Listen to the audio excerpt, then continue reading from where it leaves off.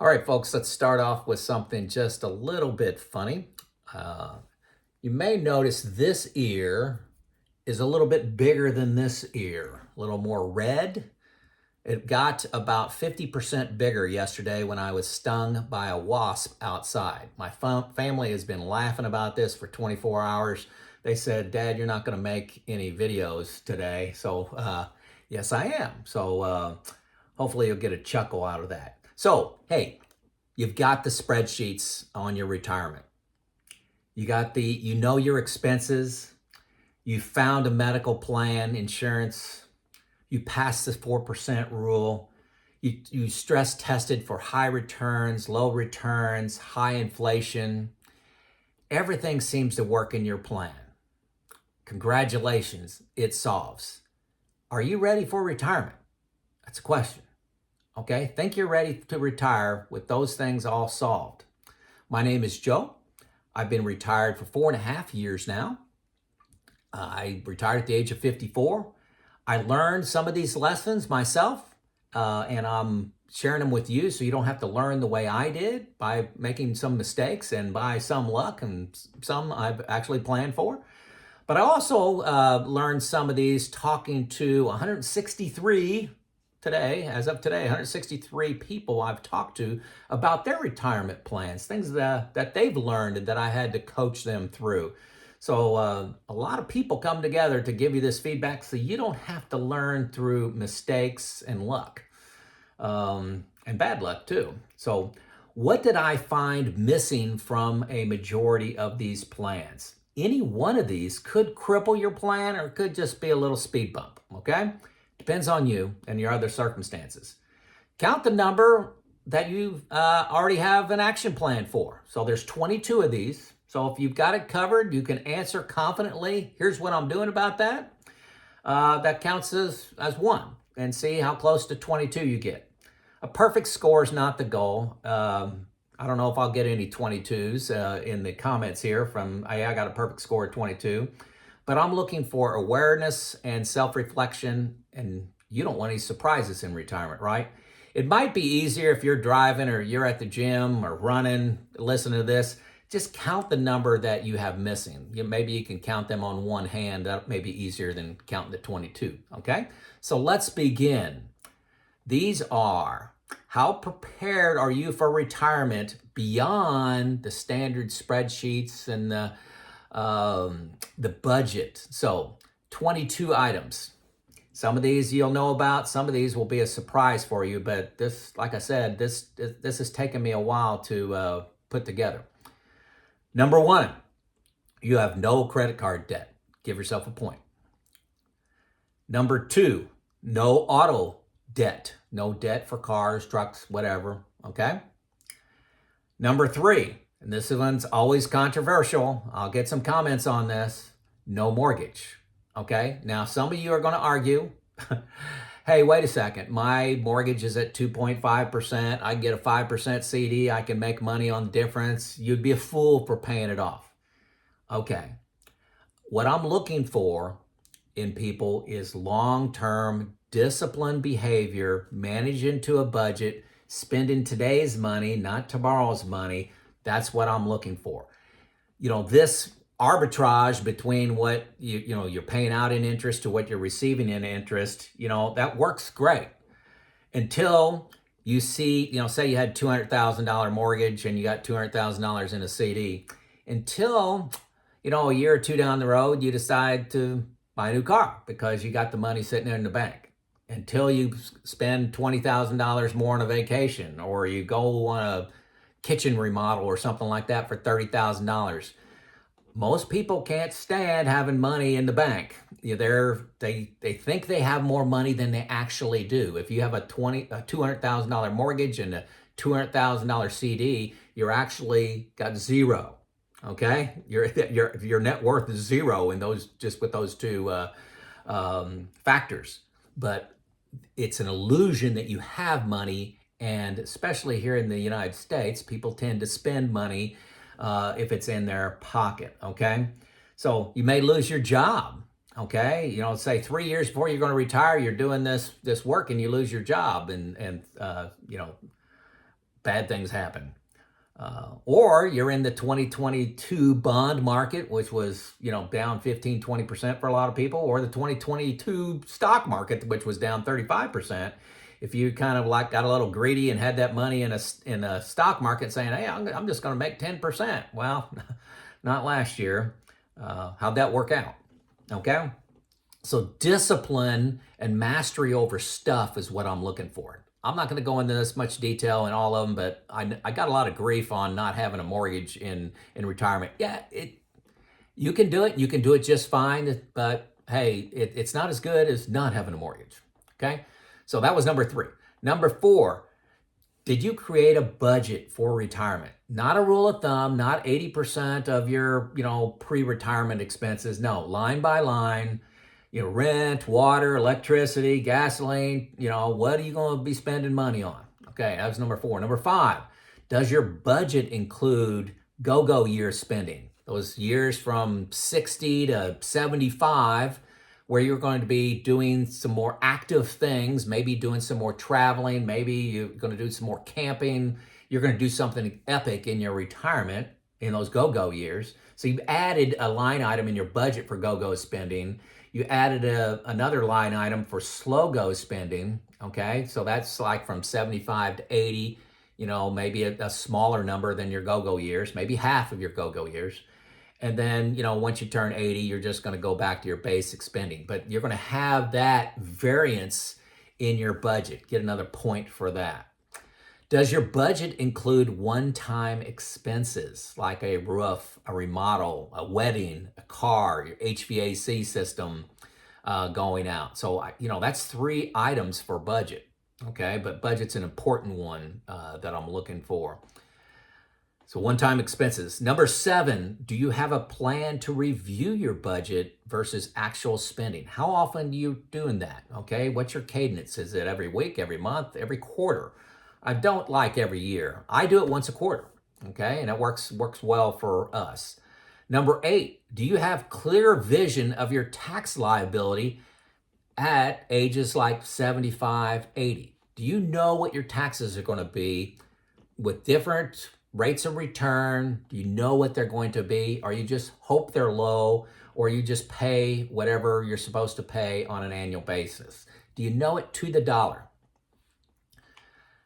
Number 9, do you know how to optimize your taxes? How to reduce your tax liability, knowing it in the future? Those relate to each other. Number 10, what is your bear market plan? Okay, so you retire and you're planning on drawing out of your cash reserves for the first 4 years. What if the market goes down 40% that first year? For 4 years, goes down 40% for 4 years. Does this hurt your plan in any way? That's your bear market plan. Bear markets happen, got to have a plan for it. I use buckets, you know that, and that prevents me from even reacting in a down market. I still have those 4 years where I can, live my life and do in those go-go years, right? Number 11, your investments. Are you trying to maximize your returns at all risk? Are you all stock, for example, and maybe half of it all individual stocks? Or are you seeking good returns at reduced risk? Hey folks, I was a confident investor when I was working. When you're not working, you're going to get a lot more defensive. That's my prediction for you. It happened to me. A little bit of a surprise for me too. Number 12, diversity of assets. No more than 10% of your investments in individual stocks. You need to be boring. Buy and hold, be boring, okay? I've talked to people that have had 50% in like 2 or 3 stocks. I told them I can't sleep at night with them playing that way. Number 13, did you have at least 2 different people review your retirement plan for heirs? At least 2 people. No credit for 1. Okay? Reviewing your plan, looking for heirs. Don't go it alone, right? 14, have you talked to at least 2 financial advisors to see what they can offer you at a cost, but you've sat down with them and listened to their speech? They'll love talking to you. It's low, it's not an intense conversation. They'll love talking to you. Number 4, at least 2. No points for just 1.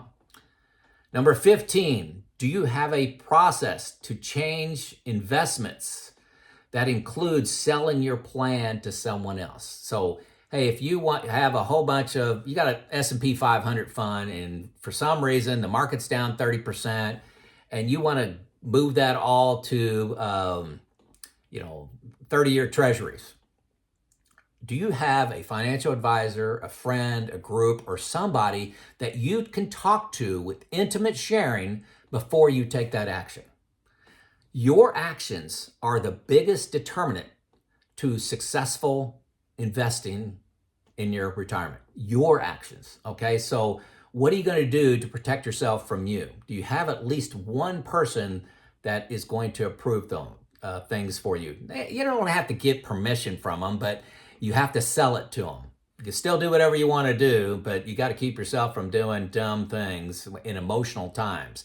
And there's going to be emotional times when you're retired. Just because they're not when you're working, things change when you're protecting your nest egg. Number 16, have you done your retirement model with one spouse dying early, like 65? Everybody models both of you working to 95 or something like that. I think that's a little high. 90 is a better number, I think. 85 is not bad. But what about one of you dying early? It could be a big deal with pensions and with Social Security and being taxed as one person. Number 17, have you thoroughly considered your timing of Social Security? So whenever you're getting this fixed benefit, are you taking it at 62, you're taking it at 70, and why? And do you know which one's best? Social Security, I argue, is my best asset, best returning asset with no risk. Number 18, are you not retiring from something, but to something? I give this advice to retire to something, not from something. Maybe that's clear. What are you retiring to? You need to break out of the one more year cycle. So all your finances make sense, all your plans make sense, and you're not retiring to something exciting, you're not going to make that leap of faith, because I promise you, you'll be scared to make that jump. The easy thing to do is keep working another year. What are you retiring to? Okay? That's really big to jumping out of the airplane into the retirement bliss. Okay, number 19. What are you planning to do with all your time? Okay? Most people grossly underestimate the amount of free time they're going to have in retirement. They say they're going to travel, they say they're going to exercise, they say they're going to play golf. Well, you still got a lot of hours in a day. 16 hours of free time when you're not tired from work. It's a big deal. And my concern, especially, it's not just fulfillment, it's you got a lot of time to spend some money. A lot. Okay? So are you going to do something that costs you $50,000 a year with all your time because you need to be entertained? What are you going to do with all that time? Maybe it's a hobby, but it's something you need to think through, I think, before you pull the trigger. 20, if you're married, have you discussed your hopes and dreams for retirement with your spouse? This is something I screwed up on, okay? You at least have to have 75% agreement. You've talked about what retirement looks like. Is there travel? Who's going to be doing what activities around the house? What journeys are you going to be on together, like travel, like cooking, like exercise? Maybe it's dance or yoga or something like that. But make sure your spouse has the same thoughts about retirement as you. You may want to travel, they may not want to travel. Well, let's get that stuff worked out ahead of time. Line on a goals, plural. Number 21, where are you going to get long-term fulfillment? Folks, I've discovered, this is for myself, that I need to give back some of the gifts that I have. I like helping people. I make these videos. I meet with people one-on-one. I coach people. I teach at the local university a couple days a month. I paint. I'm on the paint crew for Habitat for Humanity, which builds houses for low-income people. Doing nothing is just not realistic for the most of the people that listen to this channel. They're pretty high achievers. You know, they're talking about retiring early, a couple years early than traditional. You know, they're maybe even 65, 66 years old. Just high achievers. You're not going to go from, that driven person towards results and an impact to doing nothing all the time. I don't find that reasonable for most people. I'm going to do nothing.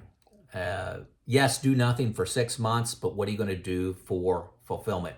And I believe you get fulfillment from helping others. Okay, that's just the world according to Joe. Number 22, do you have a plan to create social networks? You're leaving the workforce. You have all these people that you talk to all the time, groups that you're in, dinners, get-togethers, whatever. You have topics you talk about together, talk about work, what's going on at work. All that's going away. I started 2 retirement groups. I got a book study group. I volunteer with 6 other guys on a painting crew at Habitat. Got 2 nonprofits. I got a lot of social networks, but I had to create those myself. So those are the 22 factors beyond just making your spreadsheets work. How did you do? How many were you missing? Did you learn anything new? Let me know in the comments. Give me your score. Out of 22, how many did you get? How many did you get right? Not right. It's not right or wrong. This is the world according to Joe, right? And working with a lot of clients as a coach. And if you learned something new, put down what you learned new. If you don't have anything else to say, yeah, you got to give me a number. Come on, everybody calculated a number there. See, does anybody get 22 right? 21, 20? Let me know. These are from real experiences. Retirement is best, folks, with no surprises. I hope this helps. It's Joe out.